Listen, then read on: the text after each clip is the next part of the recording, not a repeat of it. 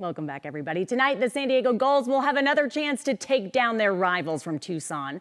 And the arena will be packed with hockey becoming more popular thanks to social media and also a new show. Joining us now is the President of Business Operations, Matt Savant. Thank you so much for being here. I was just saying the commercial break, so close to game time. Yes, no problem. Thank you for having man. us. No problem at all. Happy to be here. We're going to talk about the season and tonight's game in just a second. But first, let's get back to why hockey is particularly more popular right now. We have the Olympics, yes, and then also this show that everyone is watching. It is a fictional hockey show, Heated Rivalry. Have you seen more Gulls fans because of that show, do you think? Yeah, we really have. And this is really unique because you don't see a lot of shows about hockey, period. But to bring in the LGBTQ plus community into a pro sport is really unique. And so for us, we're really seeing a new demographic of fan. We're seeing some people that are, interested in hockey, but also have seen the show and kind of want to go check it out. So we're definitely seeing a rise in interest. Our ticket sales are moving in the right direction, which is great. But also we want to kind of embrace that and show them what the sport's all about. And really, we're looking for fans. We're very accepting. Our hockey community is very accepting of all fan bases. I really love that you touched on that point. And for folks who haven't seen the show yet, there are two male lovers are the leads of the show. You're looking at them right there.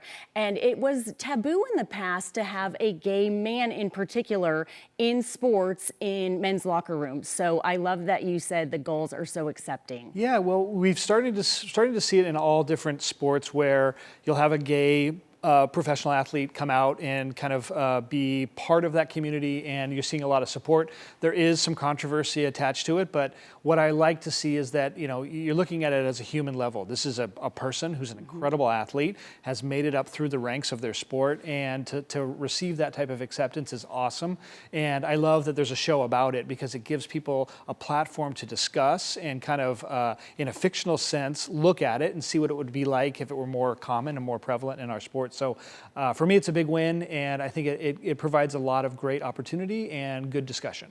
And it's helping spread the message about hockey, right? Yes. So we've seen a lot of TikTok videos of a game with one of the songs from the show. Yes. And tell me how the Gulls in particular are jumping on other social media trends like that. I love it because it's kind of bringing in a younger crowd. Yeah, too. it really does. And so for us, we're in the American Hockey League, and I can explain to that a little bit later, but we are one level below the NHL. So all of our players are drafted by the Anaheim Ducks.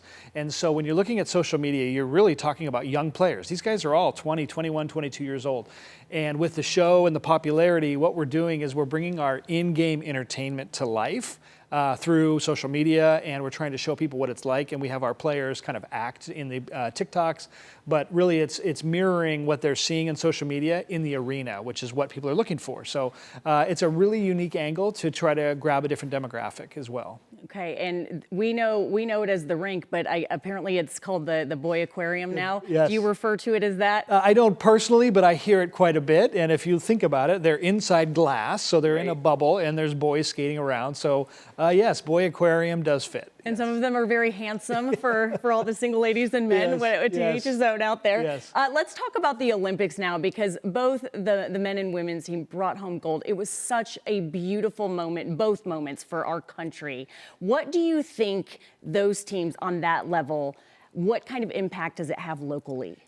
Enormous. And I'm going to go back to 1980, the Miracle on Ice, when the last time the U.S. men's team won gold, 46 years ago to the day, which is incredible. So to see it happen again, we're going to go back and look at what happened with the fan bases of USA Hockey and kind of the creation of what we know of USA Hockey, which is the kind of organization that oversees youth developmental hockey.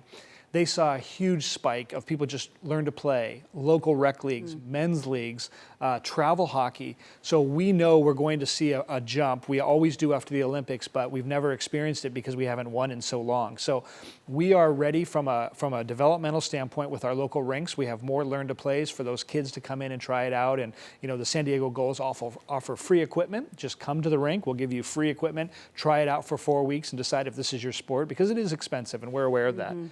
So those programs are available, and really we want to capitalize on that because hockey is incredible. I've played it my whole life and I love it, but it's really something that it's hard to do, but once you get it, it's an amazing feeling. It's an amazing sport. I like to say our professional athletes are the best athletes on earth. You're skating around on two little steel blades. It's big incredible. men are trying to knock you over. You're trying to control a puck.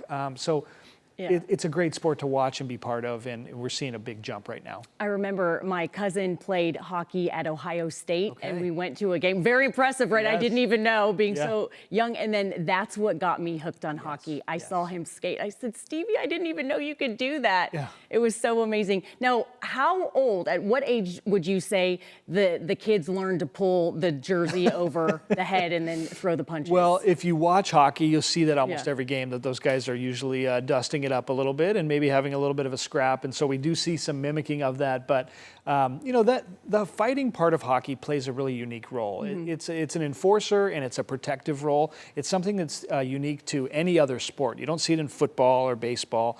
But there is a role for the guy to make sure that the star player is safe and not getting knocked around. So he goes out there and patrols. So it is funny to talk about fighting, but it is kind of an important part of our sport because it regulates what's happening on the ice. And the kids do emulate it a bit. And sometimes in the penalty box, that's where the rally comes. You know, Correct. they're pounding on the glass, Yes. and it gets the crowd going. The crowd definitely loves a good fight. And for us, what we're trying to do is find ways to engage our crowd. And we have great support here in San Diego. If you've been to a San Diego Gulls game, the crowds are huge. And it goes back to 1966 when the San Diego Gulls were first established here in San Diego. So I meet a lot of people that say, I used to come here with my grandparents and this is part of my family. So there's a real genuine support. But when those fights happen, the whole crowd Right. becomes one. It's Ageless, incredible. right? It's incredible. I don't think a lot of people know the rich history of this team since the 60s. It's incredible. It's incredible, yeah, and it's really rich. That's a good word for it. 1966, the Gulls showed up. There's a gentleman by the name of Willie O'Ree, who's the first black hockey player to ever play in the NHL. He played in Boston. He played for the San Diego Gulls for about 10 years. He still lives in San Diego. He's over 90 years old. He might be at the game tonight. He's an incredible ambassador, but that's how deep the roots for hockey go in San Diego. Oh, I love it. I want to go back to the Olympics really quick because after the men's team won, one of the players mentioned the incredible brotherhood of that team. Yeah. So tell me about the bond on the Gulls team. Oh, okay, on the Gulls, yeah. And I want to touch on the brothers real quick Of of the course. Olympic team. There's two sets of brothers, the Kachuk brothers and the Hughes brothers. And that's so unique to hockey, but it's rare in any sport that you get to play with your brother at the highest level. So for me, that was a real kind of amazing moment. And Jack Hughes scored the overtime winner, the golden goal. He was one of the brothers. So that's really something special that they'll have forever. But the brotherhood on the Gulls. So in professional hockey, there's 25 guys on your team, and they become your brothers. You travel with them, you stay in a room with them. They oftentimes live together. They go to battle together on the ice. They win together. They lose together. So there's a real connection to your teammates.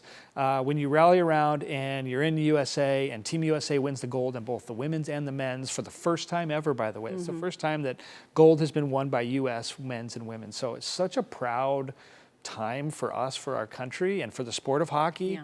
Yeah. So that brotherhood is real, or sisterhood if you're playing in the PWHL, which is the Professional Women's League.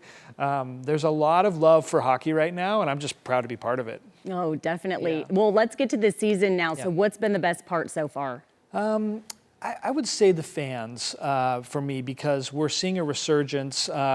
We're still coming out of COVID as a society, and to see people comfortably come back, fill the arena, be passionate.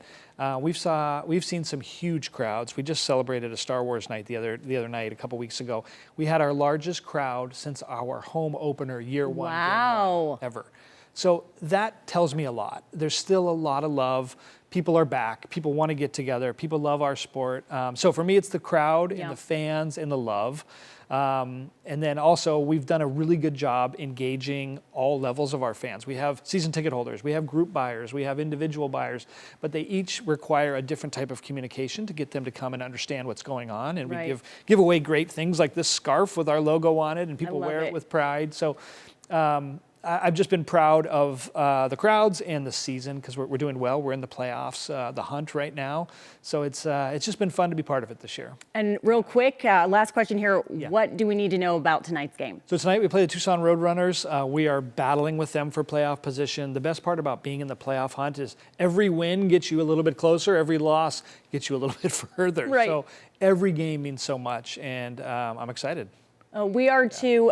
What lovely, lovely questions you answered, and we are so happy that you're here. We love having you here, Matt. Well, thank you, and thanks for the support.